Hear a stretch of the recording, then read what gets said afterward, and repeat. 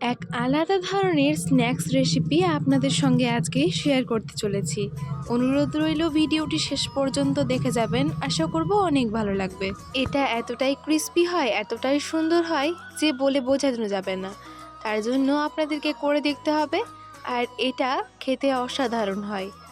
একটু tomato ketchup দিয়ে যদি খাওয়া যায় তাহলে খুবই ভালো লাগে।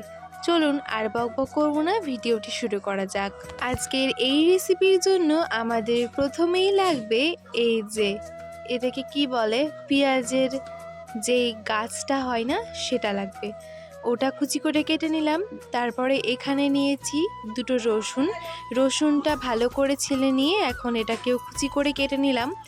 এবার এখানে একটা পেঁয়াজ নিতে হবে, পেঁয়াজটারও খোসাটা ছড়িয়ে এইভাবে কুচি করে কেটে নিতে হবে। এবার এখানে ধনেপাতা নিয়েছি, ধনেপাতাটাও কুচি করে কেটে নিব। পেঁয়াজ যখন কাটছিলাম না তখন আমার চোখের অবস্থা দেখুন, একদম জলে ভরপুর, মানে এতটাই ঝাল লাগছিল। তারপরে আমার মামাতো বোন আসলো, দিয়ে কি হলো দেখুন।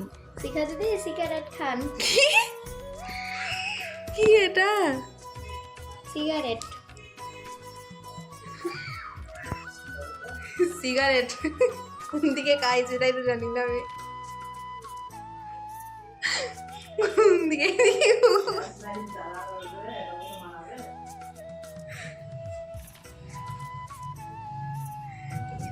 এটা কেমন ধরনের সিগারেট ভাই? এটা কেমন ধরনের সিগারেট? এরকম সিগারেট কখনো খেয়েছেন? এত দাঁতেই ভাঙে না। এটা সিগারেট দেখেন। ও খাচ্ছে।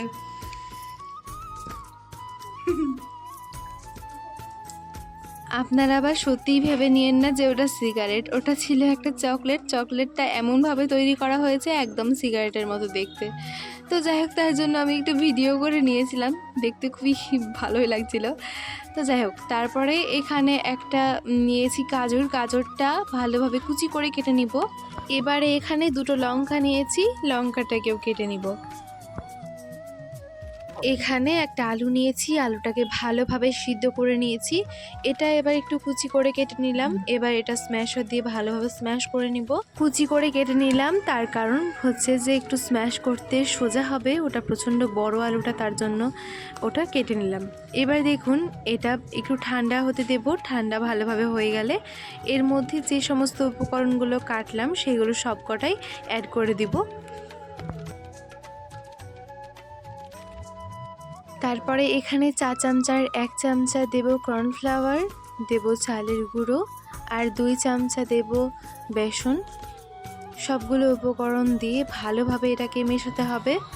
এর মধ্যে একদমই জল লাগবে না, যেহেতু ওই যে কাঁচা সবজিগুলো দিয়েছি সেই কারণে এখানে জলের কোনো প্রয়োজন হবে না।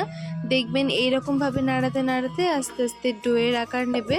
তো এর মধ্যে এবার দিয়ে দিতে হবে স্বাদ মতো লবণ, দেব অল্প একটু হলুদ গুঁড়ো, দেব মিক্সড মশলা। তো দেখুন, মিক্সড মশলাটা দিয়ে দেওয়ার পরে ভালোভাবে এটাকে মাখাতে থাকবো, সুন্দর একটা ডো করে নিব।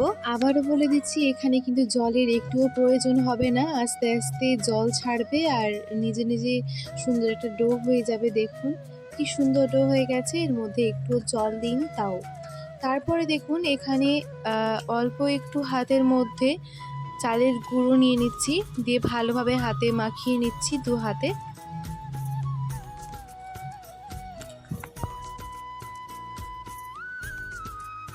তারপরে ডো থেকে অল্প অল্প করে নেব, তারপরে এরকমভাবে লম্বা লম্বা করে শেপ দিয়ে নিব।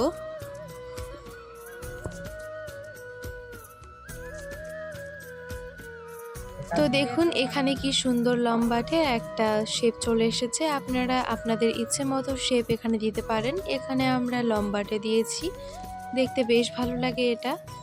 তো একই রকমভাবে সবগুলো রেডি করে নিব।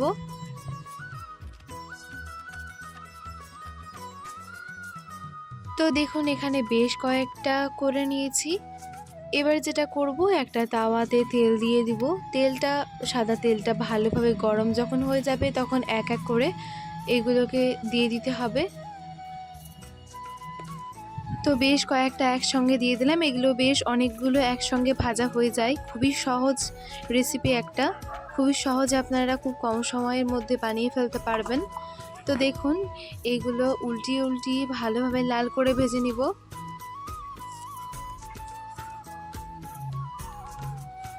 এইভাবে কিন্তু আমাদের এই রেসিপিটা রেডি হয়ে যাবে। এখন দেখুন সবগুলো ভাজা হয়ে গেছে। কত সহজে তৈরি হয়ে গেল এই স্ন্যাক্সটি। আপনাদের ভিডিওটি ভালো লাগলে চ্যানেলটিকে সাবস্ক্রাইব করে পাশে থাকা বেল আইকনে ক্লিক করে অল নোটিফিকেশন অন করে দিবেন। এতে আমার নতুন নতুন ভিডিওগুলো সবার আগে আপনার নোটিফিকেশনে পৌঁছে যাবে। আর যদি ভিডিও ফেসবুক থেকে দেখেন তাহলে অবশ্যই পেজটিকে ফলো করতে ভুলবেন না।